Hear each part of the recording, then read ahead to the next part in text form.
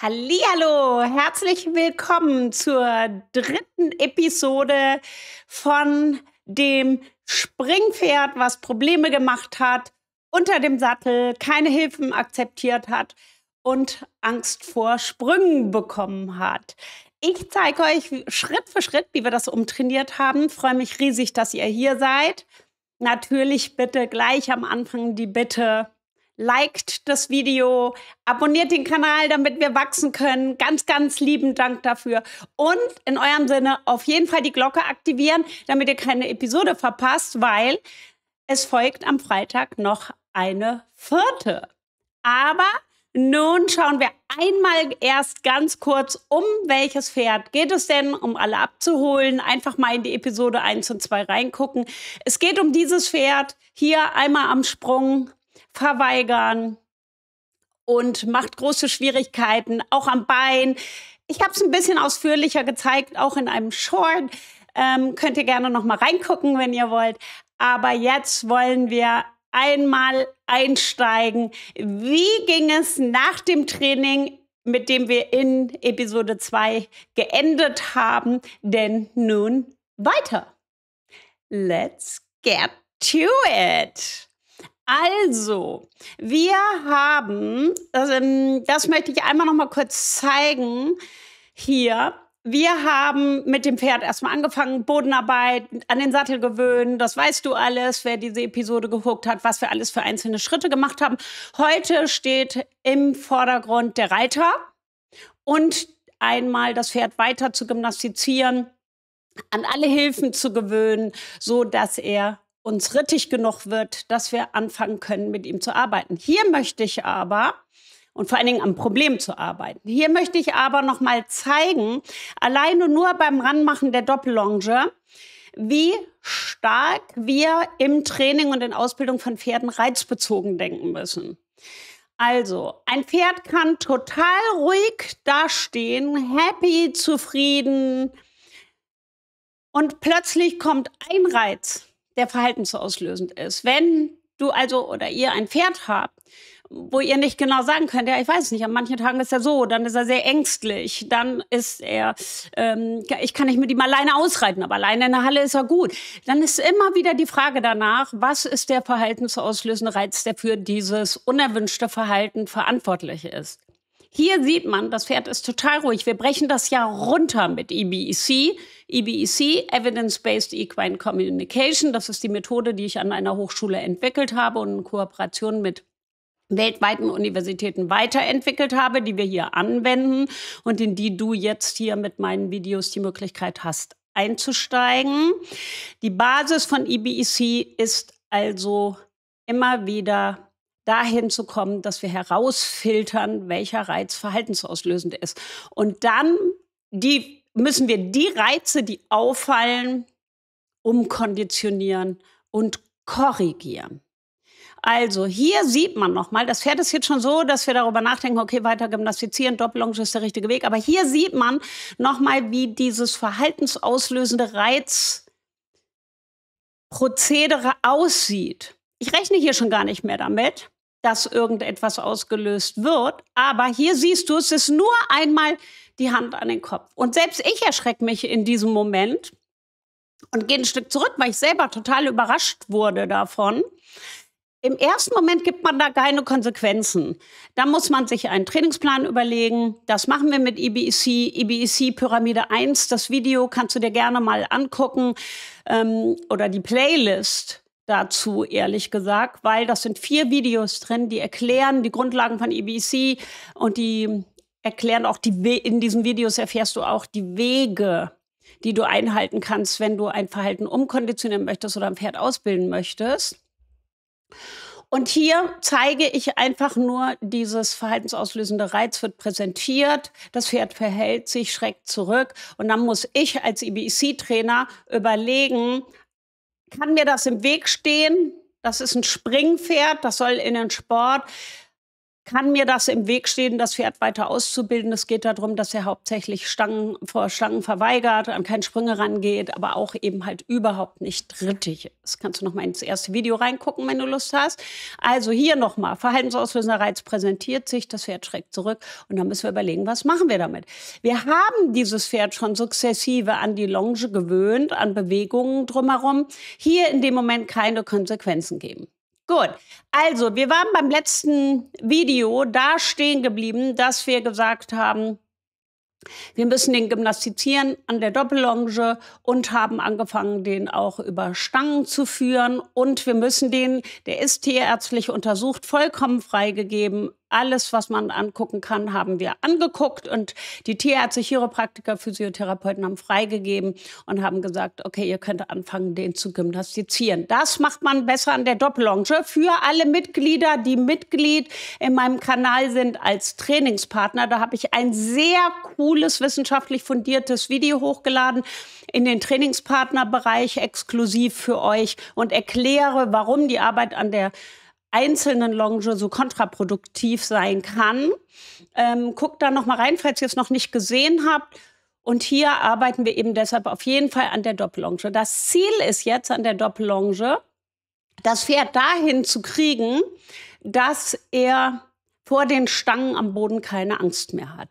Und man sieht, dass der hier immer wieder taktunrein wird. Das kann auch ein Erlebnis der einzelnen Arbeit an der einzelnen Longe gewesen sein, kann aber eben auch insgesamt das Etablieren von Ängsten gewesen sein, dass er allgemein ja etwas unrittig wurde, Probleme gemacht hat, auch immer in so einen Sprung reingefallen ist. Das kann passieren. Und hat dann eben halt große Ängste entwickelt, die auf jeden Fall kombiniert wurden mit Stangen und dann auch mit reiterlichen Hilfen. Weil ihr müsst euch mal vorstellen, es kann natürlich sein, dass man mit reiterlichen Hilfen einwirkt, das Pferd an Sprung ranreitet, kommt vielleicht in der Ausbildung ein bisschen unpassend hin. Das Pferd erschreckt sich mächtig, weil vielleicht Stangen runterfallen, weil er vielleicht sogar in den Sprung hineinfällt oder ein Problem sogar einer Kombination kriegt, die er falsch Distanzen, die man falsch eingeschätzt hat oder so. Und dann wird das im Kopf des Pferdes alles verknüpft. Es wird also verknüpft, was habe ich alles gesehen und wahrgenommen, was die Angst ausgelöst hat. Das sind dann vielleicht die Stangen, das kann ein Ort sein, also sprich eine Halle, das kann ein bestimmter Reiter sein, das kann aber auch eine reiterliche Hilfe sein, weil das Einzige, was er in dem Moment wahrgenommen hat, vielleicht ein festes Bein gewesen ist oder ein Sporenstich oder ein Peitschenhieb. Und jetzt entwickelt sich plötzlich eine Angst vor dem Reiter oder vor reiterlichen Hilfen. Diese Arbeit, die ich jetzt hier nochmal zeige, ist, wie wir den jetzt also gymnastizieren.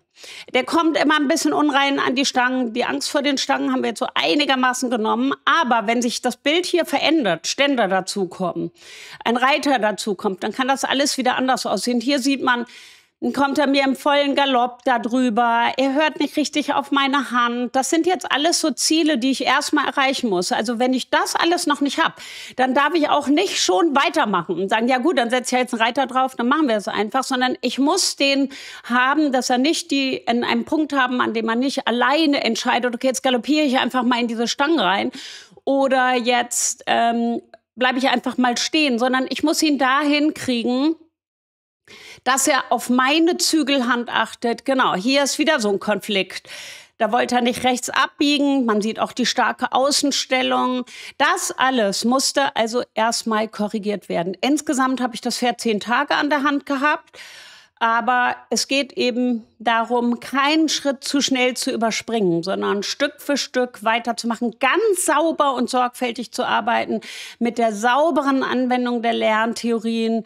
Hier wenden wir ganz viel die operante Konditionierung an mit der positiven und negativen Verstärkung.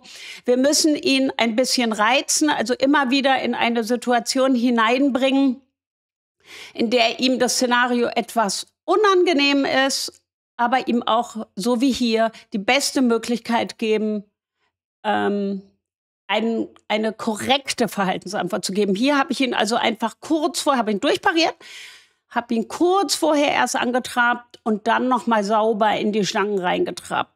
damit ich ihn dahin kriege. In der Doppellonge bin ich eingeklickt in den ins Trensengebiss, damit ich ihn dahin kriege, dass ich eine gute Kontrolle ans Gebiss kriege. Und das ist sehr wichtig, wenn ich nachher den Reiter da drauf habe. Um den geht es ja heute. Da zeige ich gleich ganz viele Videos zu auch. Dass ich, kurz vorher antraben. Die sind auf Distanz gelegt für Trabstangen. Und wieder durchparieren, dass ich ihn da habe, dass er auf meine Hand achtet und dann wird er entsprechend auch auf die Reiterhand besser achten. Das Durchparieren eben, das war immer wieder dafür da, dass ich das als einen positiven Verstärker eingesetzt habe. Also er will ja zur Ruhe kommen. Wenn er mir richtig an die Stangen rangekommen ist, habe ich ihn durchpariert, habe ihn einen Schritt kommen lassen, habe ihn nachdenken lassen und kann dann eine halbe Runde mit ihm gehen im Schritt und ihn dann wieder in die Position bringen, dass er den Sprung angehen muss. Hier integriere ich jetzt zu einer Trabstange die Ständer. Wir wollen ja im nächsten Schritt an die Sprünge rankommen. Das heißt, es kann auch, wie eben die Hand an den Kopf, ein verhaltensauslösender Reiz sein, dass da plötzlich Ständer stehen. Darum kann ich nicht einfach direkt einen Sprung aufbauen, sondern ich muss den Ständer für sich wie eine Checkliste abhaken. Ist der in Ordnung? Hat das Pferd davor auch keine Angst? Darum habe ich da auch erstmal eine Stange liegen, integriere die 2 Ständer, mache erstmal eine schöne wohlwollende Schritteinheiten und weiß dann, wenn es keine unerwünschte Verhaltensantwort gibt, dass ich mich weiter steigern kann. Diese Videos sind aus vielen Einheiten zusammengesetzt, so dass ich euch einmal mitnehmen kann durch den gesamten Trainingsablauf insgesamt, so dass man das auch gut nachmachen kann. Wichtig ist, das Pferd auch immer wieder zu biegen, immer wieder Volten einzulegen, immer wieder Gangartenwechsel einzulegen. Da komme ich aber gleich auch noch zu. Aber hier ist mir eben erstmal ganz, ganz wichtig, dass ich ihn so habe, dass er an der Doppellonge ganz entspannt ist und dass er auch das positive Erlebnis hat, dass ihm nichts passiert, auch nicht, wenn er zwischen Ständern ist. Wenn ihr sowas in die Kommentare schreibt, nicht immer reinschreiben, oh ja, liebe Reiter, wie kann man ein Pferd, was so unterm Sattel ist oder schon so an der Hand ist, denn einfach weiter trainieren, unsensible Reiter und so weiter. Ich finde das gemein, wenn man sowas sagt, weil A, war man nicht dabei und B, kann ja auch einmal ein Unfall passieren. Oder es kann auch sein, dass ein Reiter an seine Kompetenzgrenze gekommen ist und dann ist es zu solchen etablierten Verhaltensweisen gekommen. Also da bitte ich auch immer um ein kleines bisschen Toleranz und auch Empathie, dass doch jeder probiert, das Beste zu machen. Aber das heißt eben auch nicht, dass man damit immer erfolgreich ist. Mit EBC haben wir natürlich eine wissenschaftlich basierte Methode, die ist zu 100% erfolgreich. Wenn das Pferd gesund ist, die erste Stufe der EBC-Pyramide gegeben ist, also das Pferd emotional und physiologisch in der Lage ist, meine Ziele umzusetzen, dann werde ich mit EBC auch immer das Trainingsziel erreichen können. Darum ist auch ganz wichtig, bei solchen Pferden, wenn die ein bisschen in der Schiefstellung sind, wenn die sehr fest sind, wenn die sehr undurchlässig sind, dass man einmal zumindest den Tierarzt befragt, einmal einen Chiropraktiker, Physiotherapeuten drauf gucken lässt. Das ist überhaupt gar kein großer Aufwand. Vielleicht nochmal Saddle-Fitting, guckt, ob der Sattel gut passt. Nochmal die Trense überprüfen, das Gebiss überprüfen, einmal in die Zähne gucken lassen. Wenn dann nichts Gravierendes ist, dann kann man eben halt auch super gut anfangen, ins Training zu gehen. So, hier geht das jetzt so weiter, dass ich immer mehr an dieser einzelnen Stange arbeite, immer wieder, bis er im Prinzip überhaupt gar nicht mehr darauf kommt, dass irgendetwas komisch sein könnte und gar nicht mehr dran denkt, dass irgendwie etwas Negatives mal mit Stangen oder Ständern vorgefallen ist. Das ist dann der Zeitpunkt, wo ich sagen kann, okay, jetzt integriere ich meinen Reiter. Aber auch hier haben wir unheimlich viele Reize, die eventuell Ängste auslösen können und die wir dann umkonditionieren müssen. Wie das Greifen an den Hals, an den Kopf, das haben wir einfach mehrfach wiederholt, bis meine Bewegungen am Pferd nicht mehr verhaltensauslösend gewesen sind, beziehungsweise nicht mehr das unerwünschte Verhalten ausgelöst haben. Das geht mit der korrekten pferdezentrischen Anwendung der Lerntheorien super schnell. Das braucht im Grunde genommen nur 2, 3, 4 Wiederholungen und dann ist es soweit. Jetzt integrieren wir also Doppellongeneinheiten, einfach mal die Aufsteigehilfe und gucken, ob damit irgendetwas Negatives verknüpft war. Und da kommt meine Reiterin, die Bianca, die die EBEC-Lehrgänge belegt hat. Fast alle, die man hier in dem Video sieht, sind entweder zertifizierte EBEC-Trainer oder auf dem Weg dahin belegen die Lehrgänge. Die kann man auch belegen mit seinen eigenen Pferden oder einfach nur, wenn man Interesse hat. Wenn es dich interessiert, gerne mal auf die Webseite gehen. Jetzt integriere ich erstmal ganz ruhig Bianca. Und das Erste, was wir machen, ist einfach nur Bianca vorstellen. Wir sind ruhig, wir sind wohlwollend und wir gehen einfach mal ein paar Mal die Aufsteigehilfe hoch und runter. Was wir dann hier feststellen, das möchte ich hier unbedingt euch zeigen, dass die nicht verhaltensauslösend ist. Das heißt also, Aufsteigen von der Aufsteigehilfe, Fuß in den Bügel, aufsitzen, ist nicht verhaltensauslösend gewesen. Und darum muss man das dann auch nicht lange üben. Ist ja immer die Frage, ja, wie lange bleibe ich eigentlich an einem Punkt? Andrea, wann entscheidest du denn, in die nächste Ebene reinzugehen? Immer dann, wenn ein Stimulus, ein Reiz sich als verhaltensunauffällig bestätigt hat. Und dann geht die Bianca einfach nur ein paar Mal hoch und runter und stellt sich vor, streichelt mal das Pferd. Wir nehmen die Aufsteigehilfe wieder weg und können dann weitermachen, stellen noch mal hin, überprüfen das noch mal. Das kann man ja ruhig, wenn ich jetzt hier auf die Videozeit gucke, reden wir da von 2 Minuten Trainingszeit. Manchmal gucken Leute von außen zu und sagen, ja, aber das dauert ja ewig. Aber das stimmt nicht. Wenn es ewig gedauert hat, der Zeitrahmen, in dem man das Pferd dahin gebracht hat, dass es nicht mehr gut ist. Aber im Grunde genommen ist diese 2 Minuten mal den Bauch entlang streichen, weil da kommt vielleicht gleich das Bein hin, wie er jetzt nachguckt, ne? Hinterher guckt schon. Eben nicht. Eben in der Frequenz hat er nicht hinterher geguckt. Jetzt guckt da schon der Bianca hinterher und sagt, hallo, wo geht's denn hin? Eigentlich ganz nett mit euch. Du hast mich so schön angefasst. Der Puls ist ruhig. Bianca ist zart. Dem Pferd zugewendet. Eine exzellente, feine Reiterin. Und insofern ist es hier auch sehr liebevoll zu beobachten. Why not? Why not? Dass man das nochmal wiederholt. Er guckt wieder nach, sie kommt wieder.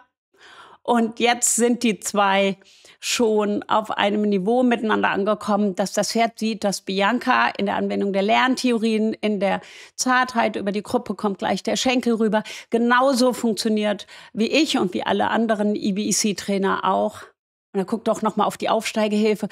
Das Wichtige ist ja, dass die Pferde sich damit befassen können. Wichtig ist mir das hier auch, das noch ein paar Mal zu wiederholen und da ruhig mal 2, 3 Minuten Zeit aufzuwenden, weil er ja schon auf meine bloße Handbewegung so weit zurückgesprungen ist.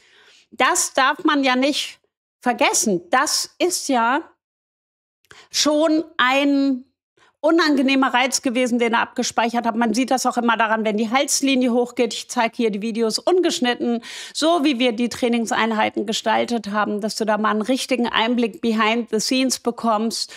Und dann hören wir damit auf. Und was wir dann eben halt machen, ist, dass wir dann aufsteigen.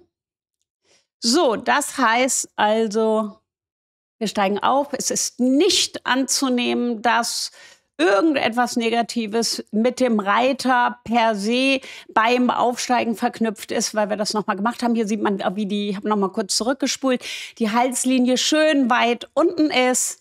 Und jetzt sieht man ja auch, da wo Bianca eben mit den Händen lang gestrichen ist, da kommt auch der Schenkel lang, da kommt das Bein rüber, der Kopf geht kurz hoch, kleine Alarmbereitschaft und ich führe das Pferd erstmal an. Nicht, weil wir erwarten, dass irgendwas Schlimmes passiert oder der jetzt plötzlich wild wird oder so, sondern weil wir es ausschließen wollen. EBEC ist auch ganz stark ein Ausschlussverfahren. Wir gucken einfach, habe ich einen verhaltensauslösenden Reiz oder nicht? Was macht der mit dem Reiter, der da oben drauf sitzt? Empfindet er das als angenehm? Wenn er es als angenehm empfindet, check, kostet mich 1 Minute, das noch kurz zu machen. Das, was man heute untersucht hat oder wir auch stark protegieren und untersucht haben, ist, umso wilder ihr die Pferde macht, umso kontraproduktiver, umso höher ist die Gefahr, dass etwas passiert. Und die Pferde euch oder die Halle oder das Szenario als unangenehm abspeichern. So, jetzt fangen wir an zu reiten. Das heißt, wir gucken, was er so macht. Wir haben auch erstmal eine lockere Zügelhand, stellen den nicht direkt so stark oder so viel, sondern gehen jetzt genau in die gleichen Bewegungen, in all das, was wir an der Doppellonge gemacht haben. Also nicht einfach jetzt, oh, das hat so super geklappt, jetzt machen wir was total anderes. Verändern viel. Nein, wir bleiben in der gleichen Halle. Am Freitag kommt ja Episode 4. Da seht ihr, wie wir dann die Halle wechseln. Also auch in die Halle gehen, in der wahrscheinlich schlechte Erfahrungen abgespeichert worden sind. Und darum bleiben wir jetzt erstmal hier in der Halle und reiten im Prinzip nicht genau nach Textbuch, aber wir reiten schon sehr viel nach, was wir an der Doppellonge gemacht haben. Und hier sieht man wieder diese, ich sag mal in Anführungszeichen, Zügellahmheit, dieses Taktunreine. Das kann kommen von der Einzellongenarbeit. Wie gesagt, schaut mal, liebe Mitglieder, da noch mal in den Mitgliederbereich. Hier sieht man auch, wie er so ausbricht, dass er sich nicht gut stellen kann, dass er nicht gut durchlässig ist. Und das müssen wir jetzt erstmal korrigieren. Tempowechsel, loben zwischendurch, Schrittphasen einbauen, Übergänge trainieren, immer wieder vom Schritt in Trab, dass er langsam dahin kommen kann, dass er den Kopf trägt, dass er das Gebiss sucht. Hier sieht man auch immer wieder mal auf den Kopf achten, dass er so leicht taktunrein wird. Das korrigieren wir erstmal. Der ist untersucht, der ist gesund und wir müssen das jetzt rausreiten. Wir haben das also praktisch an der Doppellonge schon super rausgekriegt. Da war der super durchlässig schon, hat tolle Übungen über die Trabstangen gemacht, 2 Stangen, 3 Stangen. Hier sieht man, wie ihm das Antraben schwerfällt. Manchmal sind es auch einfach nur die reiterlichen Impulse. Schenkelhilfe, oh, und das Pferd antwortet mit, oh krass, sollte ich antraben? Und dann mit, ach Mist, war das gar nicht antraben, ich mache nochmal Schritt. Nee, war schon antraben. Ah, okay, gut, dann trabe ich weiter. Die sind so hochintelligent. Pferde werden so unterschätzt in ihrer Intelligenz und sie sind einfach abhängig davon, wie konstant, stringent unsere Hilfen auch sind. Bianca reitet hier, ich bin die ganze Zeit dabei, ich gebe natürlich Impulse und sage die ganze Zeit, was sie machen muss. Also sie reitet mit ganz sanfter Hand, man sieht auch immer, wie sie den Kopf dreht. Das ist dann ganz genau, wenn sie eine neue Himmelsrichtung vorgeben wir hier, genau. Er kommt gar nicht in dieses ganz leichte, unsichtbare Hilfen. Das wollen wir auch im Springsport haben. Ganz wenig Impulse. Umso besser ist nachher die körperliche Konstitution des Pferdes, wieder durchparieren. Mal streicheln, nicht so klopfen und loben, sondern mal streicheln und können jetzt sukzessive darauf weiter aufbauen. Genau, auch mal auf dem Zirkel, da sieht man wieder dieses Kopfschwingen. Jetzt fehlt aber schon die starke Taktunreinheit, jetzt macht das schon nur noch mit dem Kopf. Das ist natürlich super, ja. Hier wieder antraben, üben, bis das ganz sauber funktioniert. Und das Pferd diese Hilfen nicht mehr in Frage stellt, davor keine Angst hat. Der darf nachher vor dem Bein keine Angst haben. Der muss eben super unsichtbar auf diese Hilfen reagieren, ganz stark auf den Reiter konzentriert sein und darf davor keine Angst kriegen. Er muss das Erlebnis von uns als Trainer bekommen, dass er sich zu 100%, da kam die Schenkelhilfe und bumm, hat man gesehen, ne? Warte, hier gehe ich noch mal einmal zurück. Cool. Das ist so eine kleine Frequenz, in der man das so gut sieht, ja? Und das brauchen wir. Achtung, Schenkel kommen dran, da und bam, kommt er sofort in Trab. Super. Ja, und das auf beiden Händen immer üben, rechte Hand, linke Hand. Und ich würde mal sagen, das haben wir so ein paar Tage gemacht, immer zwischendurch auch wieder Doppellongeneinheiten eingebaut. Und immer mal wieder ohne den Reitergymnastizit hier. Guck mal, wie schön jetzt im Vergleich zu eben schon die Biegungen auf den Zirkel gehen. Das Pferd hat nicht einmal eine Bestrafung bekommen. Wenn ihr euch hier jetzt zuguckt und ein Video zur Bestrafung wünscht, dass ich das mal erkläre, warum Bestrafung so ein schlechter Ratgeber in Training und Ausbildung von Pferden ist, dann schreibt's bitte in die Kommentare. Ich habe schon eine Umfrage dazu gemacht. Ihr könnt auch mal in den Beiträge oder Community-Bereich gehen. Da kommt wieder eine kleine Taktunreinheit. Genau, immer schön weiter darüber reiten, dann auch wieder durchparieren, wenn er es richtig gemacht hat. Also da könnt ihr mal reinschreiben, welche Themen ihr euch wünscht. Und by the way, wenn ihr jetzt immer noch guckt und dieses Video interessant findet, bitte Like klicken, Das motiviert mich und freut mich sehr, hilft dem Kanal zu wachsen. Bitte, bitte auch den Kanal abonnieren.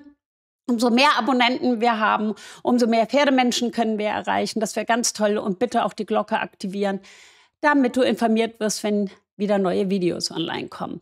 Also hier sieht man schöne Zirkelarbeit. Das haben wir auch an der Doppellonge gemacht. Und wieder durchparieren, immer mal streicheln zwischendurch.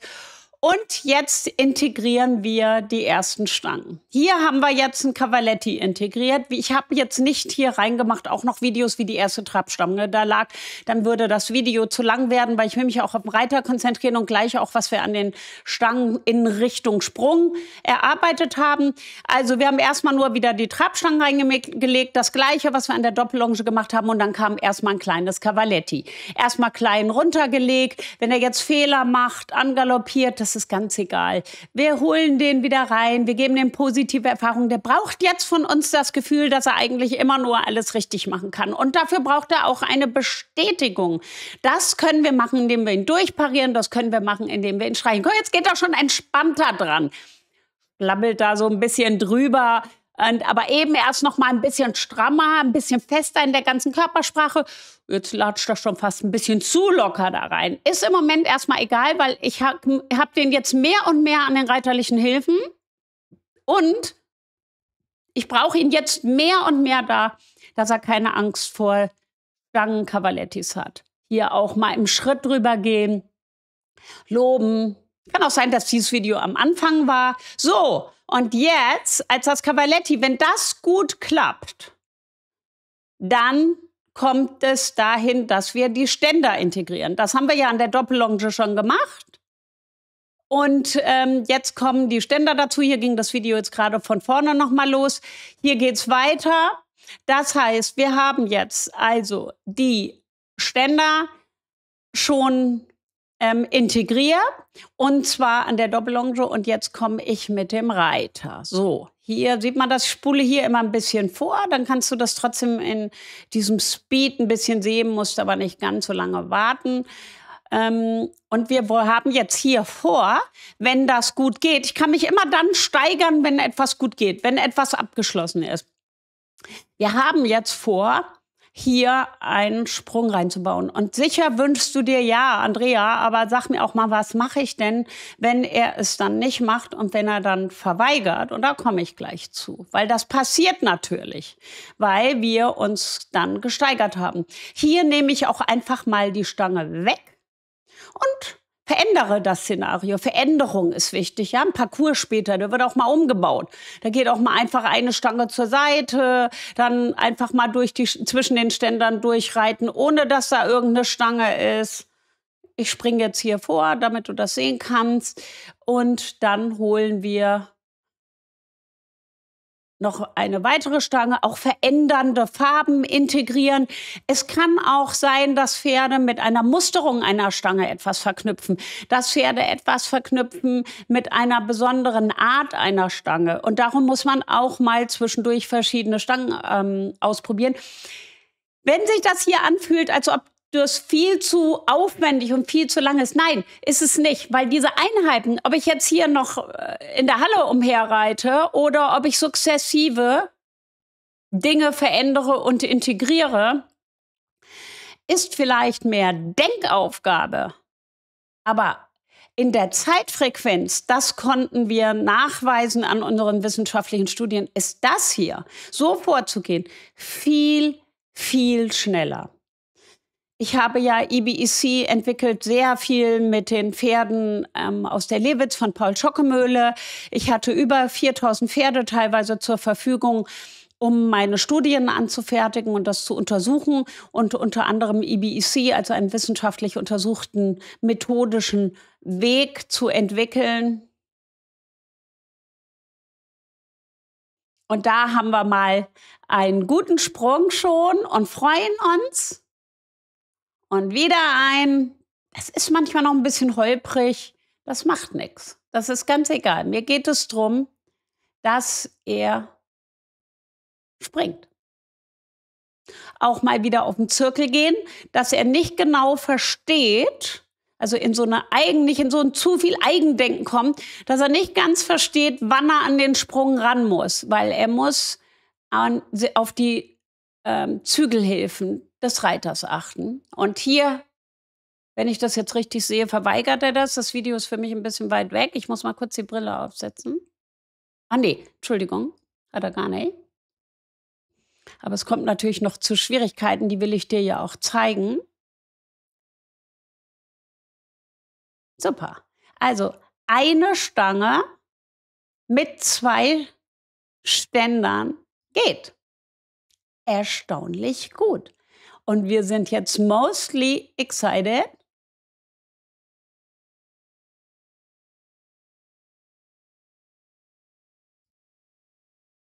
Und nehmen einfach mal ganz frech eine zweite Stange dazu. Weil why not? Because we can. Und das darf einen dann nicht erschrecken, wenn dann wieder mal ein Stimulus präsentiert wird, der das unerwünschte Verhalten auslöst. Das darf man dann nicht dem Pferd übel nehmen und nicht sich selber, sondern, warte, jetzt geht's wieder von vorne los, sondern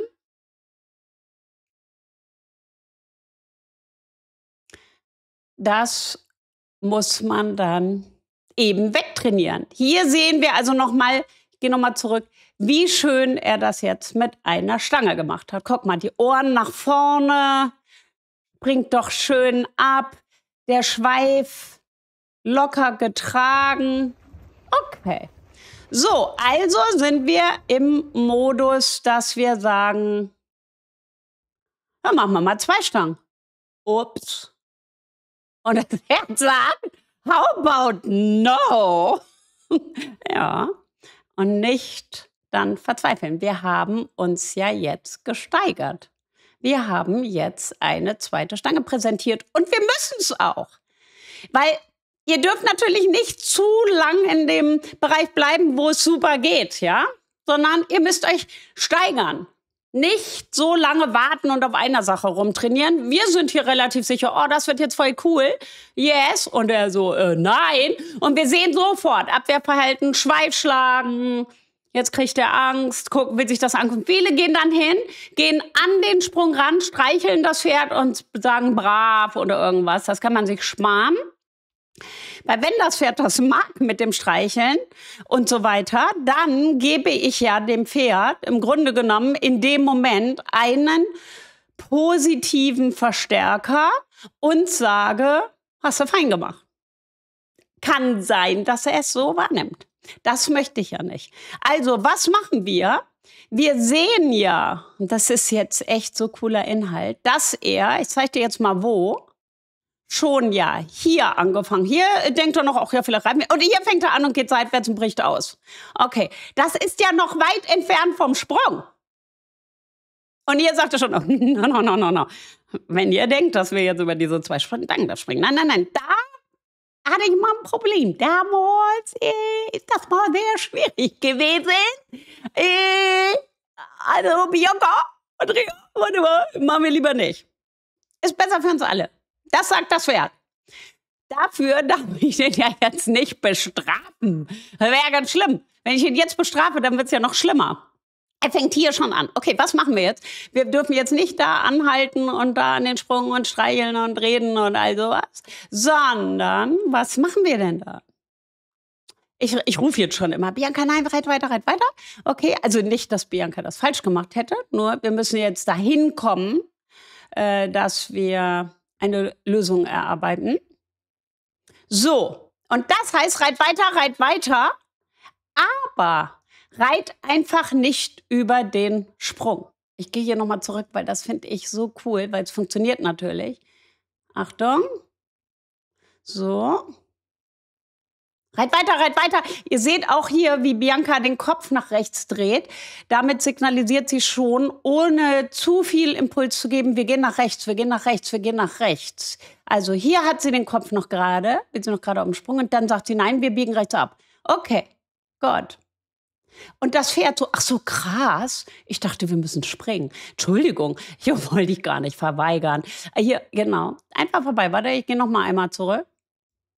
Hier, no, no, no, wir gehen nach rechts, genau. Das. Und er verwirft sich im Hals und das Maul geht auf und die Zügelhand und alles. Und unser Impuls muss sein, nee, warte, wir wollen ja gar nicht übersprungen. Ach, Entschuldigung. Oh. Hast du gedacht, wir springen? Oh no, niemals. Also, okay. Jetzt sind Neurotransmitter im Organismus. Die melden Alarm, Alarm bei diesem ersten Verweigern, ja? Und wir müssen jetzt dahin kommen, dass wir sagen, nee, brauchst nicht Alarm. Brauchst nicht Alarm. Damit die wieder runterkommen. Wenn wir jetzt beide zumachen und sagen, so, da musst du durch jetzt, peitschen die Sporen dran. Dann sagt er, habe ich doch gesagt, mit dem Ding stimmt was nicht. Jetzt ist doch richtig Alarm. Also, hier haben wir es nochmal. Rechts weiter, rechts weiter, rechts weiter, rechts weiter. Super, super. Und er so, oh, krass, ich bin jetzt voll verwirrt. Ich sage auch gerne mal, wir bringen die in einen Status der Verwirrung. Weiterreiten, weiterreiten. Jetzt geht's schon besser. Okay. Und guess what? Es kommt natürlich der Moment, an dem wir dann einfach auf den Sprung zu reiten, ne? Nämlich dann, wenn er es nicht mehr meldet. Ach, huch, ach, Mist. Ach so, Entschuldigung, wir haben noch eine Stange ja runtergebaut. Wir haben noch eine Stange runtergebaut. Ich weiß nicht, ob man das eben gesehen hat. Weil 2 war zu viel. Er war schon im, ich mach nicht mehr. Eine Stange runter. Why not? Dann machen wir die noch mal okay. Genau. Genau, super. Und dann geht das weiter. Bisschen holprig, macht nichts, Stangenfarben noch mal wechseln, all solche Sachen machen. Guck mal, krass, ne, wie er dann sofort taktunrein wird. Der Stress, die Angst, oh Mann, alles macht fest. Ihr dürft nicht vergessen, wenn ihr denen Angst macht oder in Stresszustand bringt, ja, dann ist ja im ganzen Organismus, der ist ja so steif, der ist ja so fest, der ist ja dann voll vorbereitet auf Kampf oder irgendwas. Und dann geht's. Und dann geht's. Also erstmal runtergebaut, dann einfach weiter durchgeritten. Hier, andere Hand, Handwechsel, linke Hand, macht er genau das Gleiche. 2 Stangen, Mist. Wir haben es natürlich gemacht bis die zweite Stange, gleiche Prinzip, zweite Stange. Rechts wollte, wenn er nicht gegangen ist und dann, ups, rüber. Genauso, wie ich es eben gezeigt habe. Und zack, macht das mit 2 Stangen. Kann auch sein, dass er dann gleich mal Gas gibt und mal bocken will oder irgendwas, ja. Habe hier vielleicht die Reihenfolge nicht so ganz eingehalten, weil ich eben vergessen habe, die eine Stange haben wir runtergemacht. Aber jetzt geht's schon mit 2. Super. Ja, mal loben, brav, immer alles positiv. Wenn 2 zu viel, ein Kind, was lernt, vom Beckenrand zu springen und dann auf dem 1-Meter-Brett steht, darf er auch ruhig noch mal in Frage stellen, das macht nichts. Und dann auf dem 1-Meter-Brett steht und dann weint, den hole ich ja auch noch mal vom 1-Meter-Brett. Den schubse ich ja dann nicht mit dem Elektrojogger vom 1-Meter-Brett runter und erwarte dann, dass der dann beim nächsten Mal total happy aufs 1-Meter-Brett geht. Wenn der doch da oben steht und weint und sagt, ich habe voll Angst, ich bin jetzt hier so frei im Becken und so ganz alleine und keine Ahnung, dann hole ich den doch vom 1-Meter-Brett liebevoll runter und gehe noch mal an den Beckenrand. Und dann gehe ich vielleicht mit ihm zusammen aufs 1-Meter-Brett. Und so müssen wir das hier auch machen. Und 2 Stangen und zack. Auch wenn er mal ein bisschen holprig springt, ja? Ich gucke noch mal kurz, wo das eben war mit den 2 Stangen. Hier, 2 Stangen verweigert. Und dann sieht man das eben nicht im Video, glaube ich, wo wir die wieder noch mal runterholen. Also hier noch mal der wichtige Punkt, ja? 2 Punkte möchte ich sagen. Die kannst du dir notieren. Einmal oder 3. Einmal, du musst den Reiz einzeln isolieren, den betrachten, in dem Fall die 2 Stangen, um die geht es. Wenn ich jetzt aber schon Stresshormone im Organismus habe, ich habe 2 Stangen, eine noch mal runter machen, weil eine ging ja schon, sonst hätte ich ja die zweite gar nicht erst draufgelegt. Dann die zweite draufgelegt, geht nicht. Einmal nochmal runter an den Beckenrand. Dann nochmal wieder aufs 1-Meter-Brett. Vorm Sprung dieses Drama hier, dem keine Konsequenz geben, sondern, das ist ja nochmal, um zu zeigen, wie schlecht es war, das nicht machen. Das haben wir dann da besprochen. Genau, ruhig nochmal gelobt. Und dann einfach davor, dass das nicht mehr verhaltensauslösend ist, vorbeireiten.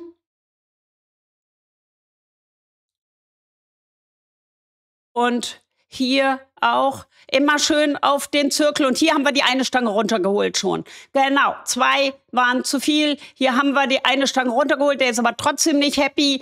Also, weil wenn einer auf dem 1-Meter-Brett gestanden hat, dann ist der jetzt auch nicht so happy am Beckenrand vielleicht wieder. Dann sagt er vielleicht erstmal, ich gehe jetzt mal einen Pommes essen. Erstmal, ich will gar nicht springen. Ach komm, Beckenrand. Einmal noch, dann gibt's eine Pommes, ja, oder ein Eis. Also, die 3 Sachen nochmal wiederholt. Erst einmal den Reiz einzeln isolieren. Hier 2 Stangen, eine Stange.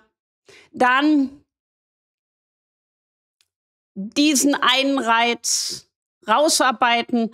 Punkt 2, wenn dieser eine Reiz abgearbeitet ist, dann erst steigern. Wenn es noch mal zu viel wird, einmal noch mal runterbauen.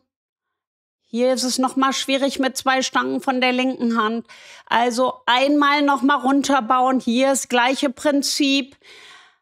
Abbiegen. Und der 3. Punkt ist, keine harten Konsequenzen, wenn sie es falsch machen. Bringt die Pferde in die Position, dass sie es richtig machen. Genau, super. Okay, perfekt, ja. That's the message for this video. Hier nochmal, weil es so schön war und von der linken Hand ging es dann natürlich auch. Das Video hier, das Recording ist ja schon wirklich lang jetzt. Ups. Und ich will es nicht zu lang machen, aber darum geht es. Diese 3 Punkte könnt ihr aufschreiben. Schreibt bitte in die Kommentare. Und übrigens, wer noch nicht geliked hat und jetzt noch guckt und das Video mag hier, bitte Like und bitte Kanal abonnieren und Glocke aktivieren. Und schreibt mir einen Kommentar, wenn ihr Fragen habt. So, das nächste, was mich ein paar gefragt haben, ist, darf denn das Pferd auch mal mit seinen Kumpels auf dem Paddock und so weiter? Und gibt es denn auch mal positive Konsequenzen? Yes, natürlich. Dafür sorgen wir auf jeden Fall, dass das Pferd nach jeder Trainingseinheit, der kriegt 2 Trainingseinheiten am Tag, auch raus kann. Der hat auch Freunde. Er liebt es auch, ein kleines Nickerchen zu machen. Ich hoffe, mein Ton war jetzt eben in dem Video noch nicht weg. Genau, nee, hier, das wollte ich wegmachen. Und genau, super. Also, der kann über den Rücken rollen. Aber nur für den Fall, ich wiederhole das nochmal, falls eben der Ton kurz weg war. Ich habe den falschen Knopf gedrückt. Aber kann ich ja morgen nochmal in Episode 4 zeigen. Der Rücken ist subi. Aber ihr liebt das einfach gerade so, in den weichen Sand zu gehen und dort einfach die Zeit zu genießen. Und dann eben halt hier, vielleicht ein kleines Nickerchen zu machen. Und ich stehe da und er ist auch ganz nah bei mir am Zaun und ach, wir lieben einfach, Pferde zu trainieren. Also, so ihr Lieben, ich hoffe mal, ich bin gespannt, ob euch das Video gefallen hat. Ich hoffe, dass euch das Video gefallen hat. Ich freue mich auf euer Feedback und ja, wird schon lieb mit den Pferden. EVC ist eine wissenschaftlich basierte Trainingsmethode. Ich bin Andrea Kutsch, die wissenschaftlich basiert Pferde trainiert. Schön, dass du hier bist, ihr hier seid. Dankeschön.